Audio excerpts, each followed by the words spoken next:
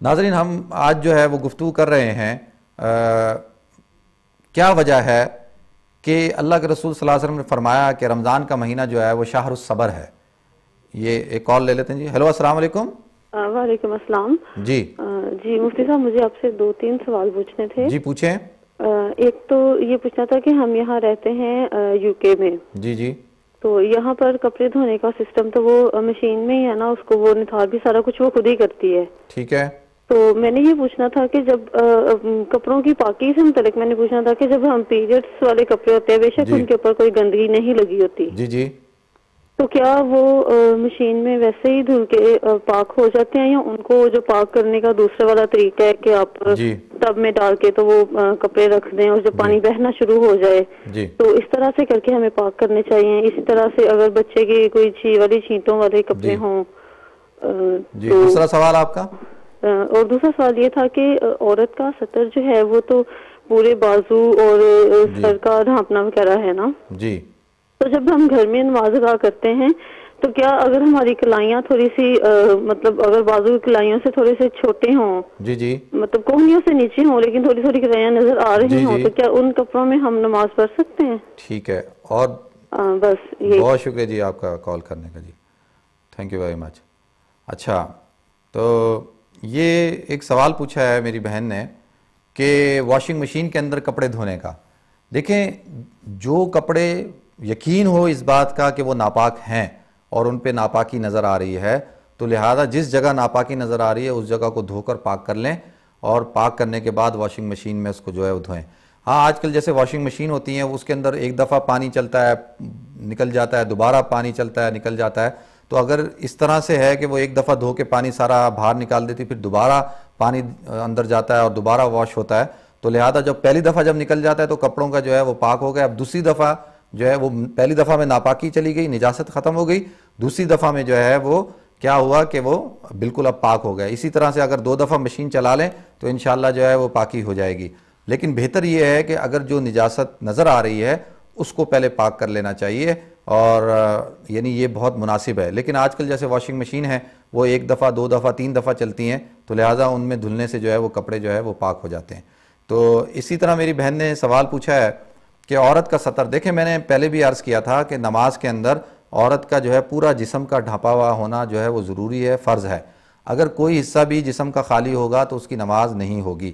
اور صرف یعنی دونوں ہاتھ ہتھیلیوں تک اور چہرہ یعنی ماتھے سے لے کے پیشانی تک, دونوں کانوں کی لو تک, یہ پورا چہرہ اور پاؤں یہ کھلے ہو سکتے ہیں, یہ کھلے ہونے چاہیے, اور باقی جسم جو ہے وہ ڈھپا ہوا ہونا چاہیے. اگر دوسرا جسم جیسے آپ نے کہا کہ کونیوں سے نیچے کلائیاں, یہ کلائیاں بھی سطر میں داخل ہیں, دیکھیں یہاں تک جو ہے وہ کھلا ہونے کی اجازت ہے. اگر یہاں یہ جگہ بھی نظر آئے گی, یہ جگہ بھی نظر آئے گی, تو جو ہے وہ نماز نہیں ہوگی. اگر اتنی دیر تک نظر آئی کہ جتنی دیر میں جو ہے وہ ایک رکن ادا کیا جا سکتا ہے, 3 دفعہ سبحان ربی الاعلیٰ یا سبحان ربی العظیم ادا کیا, اتنی دیر تک وہ نظر آتی رہی تو آپ کی نماز جو ہے وہ ٹوٹ جائے گی. لہذا آپ جو ہے وہ دوبارہ سے نماز پڑھیں گی اور اس جگہ کو چھپا کر نماز پڑھیں گی. تو اس بات کا خیال رکھیں کہ یہ سطر کا جو ہے ڈھپا ہوا ہونا جو ہے وہ فرض ہے. اچھا یہ میں عرض کر رہا تھا رمضان مبارک کے مہینے کے اوپر کہ رمضان مبارک کا مہینہ جو ہے وہ شہر الصبر کہا گیا کہ یہ صبر کا مہینہ ہے. اور ہم دیکھتے ہیں کہ اسی مہینے کے اندر جو ہے وہ انسان جو ہے خاص طور پہ جو لوگ جن کو سگریٹ پینے کی عادت ہوتی ہے یا کسی قسم کی جو ہے وہ ان کو چائے کی عادت ہوتی ہے, تو اگر وہ جو چیز نہیں مل رہی ہو تو وہ پھر غصے میں ہوتے ہیں اور بہت زیادہ غصہ کر رہے ہوتے ہیں, بات بات پر چھوٹی چھوٹی سی بات پہ غصہ کرتے ہیں, اور جو ہے وہ یعنی بہت سارے لوگ جو ہے وہ اتنا غصہ کرتے ہیں گالیاں دینا شروع کر دیتے ہیں. دیکھیں رمضان مبارک کا جو روزہ ہے یہ ہمیں جو سبق دیتا ہے, یہ جو ہماری تربیت کرتا ہے, یہ اس بات کی تربیت کرتا ہے تاکہ ہمارے اندر صبر پیدا ہو جائے. ہم کھانے سے پینے سے جائز چیزوں سے ہم جو رکتے ہیں وہ اس لیے کہ اللہ کہتے ہیں وَاسْتَعِینُوا بِالصَّبْرِ وَالصَّلَاةِ, اللہ رب العزت سے مدد طلب کرو. کس کے ذریعے سے؟ صبر کے ذریعے سے اور نماز کے ذریعے سے. صبر جو ہے وہ اس کا اجر کتنا ہے؟ اللہ فرماتے ہیں انما یوفی الصابرون اجرہم بغیر حساب, کہ صبر اس کا اجر بغیر حساب ہے, یعنی کوئی کاؤنٹ کر کے نہیں ہوگا اس کا حساب. جب آپ کو اللہ رب العزت اس کو اجر عطا فرمائیں گے تو اس کا اجر بغیر حساب کے عطا فرمائیں گے. تو رمضان مبارک کا مہینہ ہماری ٹریننگ جو کرتا ہے وہ اس بات کی ٹریننگ کرتا ہے تاکہ ہمارے اندر جو ہے وہ صبر پیدا ہو جائے. اگر ناظرین ہمارے اندر صبر پیدا نہیں ہوتا اور اگر ہم جو ہے وہ بے صبری کا مظاہرہ کرتے ہیں تو اللہ کے رسول صلی اللہ علیہ وسلم نے فرمایا من لم یدع قول الزور والعمل به فلیس للہ حاجۃ ان یدع طعامہ وشرابہ. اب اگر کوئی شخص بے صبری کی وجہ سے بری باتوں سے غصے سے برے کاموں سے نہیں رکتا تو اللہ فرماتے ہیں فلیس للہ حاجۃ, اللہ رب العزت کو کوئی ضرورت نہیں ہے ان یدع طعامہ وشرابہ کہ وہ اس کا کھانا اور پینا جو ہے وہ چھوٹے. ناظرین صبر جو ہے وہ یہ مین اسلام کا اصول ہے ہر چیز کے اندر. یعنی اگر انسان کے پاس مواقع موجود ہیں گناہ کرنے کے لیکن وہ جو ہے وہ صبر کرتا ہے, وہ گناہ نہیں کرتا, سارے اسباب سارے ذرائع موجود ہیں لیکن وہ گناہ نہیں کرتا, تو یہ بھی ایک بہت اعلیٰ قسم ہے صبر کی. اسی طریقے سے ایک انسان جو ہے وہ تراویح کے لیے کھڑا ہوتا ہے, فجر کی نماز کے لیے اٹھتا ہے, اب اس کو نیند کا تقاضا ہے, تھکاوٹ ہے اس کو اور جو ہے وہ سستی ہو رہی ہے, لیکن اب وہ اطاعت کے اندر صبر کرتا ہے اور صبر کرنے کے بعد جو ہے وہ کھڑا ہوتا ہے اور نماز پڑھتا ہے اور تراویح جو ہے وہ پڑھتا ہے. اسی طریقے سے اگر کوئی شخص جو ہے وہ اس کو کوئی پریشانی آ جاتی ہے, کوئی مصیبت آ جاتی ہے, کوئی بیماری آ جاتی ہے, اس کے سر میں درد ہو جاتا ہے تو وہ بے صبری کا مظاہرہ نہیں کرتا. جس کو کہتے ہیں صبر عن المصیبت, صبر عن المصائب, کہ وہ اپنے مصائب کے اوپر جو ہے وہ صبر کر رہا ہے. تو رمضان المبارک کا روزہ جو ہے وہ ہمیں اس بات کی ٹریننگ دیتا ہے کہ آپ جو ہے ہم سب جو ہیں وہ صبر کرنے والے ہوں. اور دوسری چیز رمضان کا مہینہ جو ہمیں سبق دیتا ہے, جس سے ہمیں درس ملتا ہے, جو ہماری ایکسرسائز کراتا ہے, جو ہماری ٹریننگ کراتا ہے, وہ ہے مواسات, بھائی چارگی, ایک دوسرے کے لیے جذبات کا پیدا ہونا, ایک دوسرے کے لیے محبت کا پیدا ہونا, ایک مسلمان کا دوسرے مسلمان بھائی کے لیے پیار کا ایثار کا جذبہ پیدا ہونا, قربانی کا جذبہ پیدا ہونا. یہ اللہ فرماتے ہیں یا ایھا الناس انا خلقناکم من ذکر و انثی, اے لوگوں ہم نے تمہیں مرد اور عورت بنایا, وجعلناکم شعوبا و قبائل, اور ہم نے تمہیں مختلف قبیلوں کے اندر اور مختلف قبائل کے اندر بنایا, تاکہ کیوں لتعارفوا, تاکہ تم جو ہے وہ تقوی, تاکہ تمہاری پہچان ہو, تاکہ تم ایک دوسرے کو پہچان کرا سکو کہ تمہارا تعلق کس علاقے سے ہے, کس ملک سے ہے, کس قبیلے سے ہے, کس ذات سے ہے, کس برادری سے ہے. لیکن اس کا ہرگز مقصد نہیں ہے کہ ہم ان چیزوں کو ایشو بنا کر ہمارے اندر جو اسلامی مواخات ہے اس کے اندر کوئی جو ہے وہ حرف آئے. ناظرین اللہ فرماتے ہیں ان اکرمکم عند اللہ اتقاکم, تم میں اللہ کے نزدیک سب سے بہتر وہ شخص ہے جو تقوی کے اعتبار سے بہتر ہے, جس کے اندر تقوی زیادہ ہے. ان اللہ لا ينظر الى صورکم, اللہ رب العزت تمہاری صورتوں کو نہیں دیکھتا, ولکن ينظر الى اموالکم, اور اللہ تمہارے مالوں کو بھی نہیں دیکھتا, اللہ تمہارے دلوں کو اور تمہارے اعمالوں کو دیکھتا ہے. کال لیتے ہیں جی. السلام علیکم. ہیلو جی میں پوچھنا, میرا نام ہے کیا کہتے ہیں حیان. جی جی. اور میں کہہ رہا ہوں اگر روزہ رکھا ہے نا جی, اور وہ اگر کچھ کھا لیے کہ پی لیے غلطی سے, ہاں ٹھیک ہے, کیا روزہ ٹوٹتا ہے؟ ٹھیک ہے میں بتاتا ہوں. بہت شکریہ بیٹا کال کرنے کا آپ کا. اللہ حافظ. اللہ حافظ جی. ایک اور کال لیتے ہیں جی. ہیلو السلام علیکم. السلام علیکم. جی وعلیکم السلام. جی کون صاحب بول رہے ہیں؟ میں انورز کر رہا ہوں. میں نے آپ سے 2 کویشچن پوچھنے تھے. جی جی پوچھیں.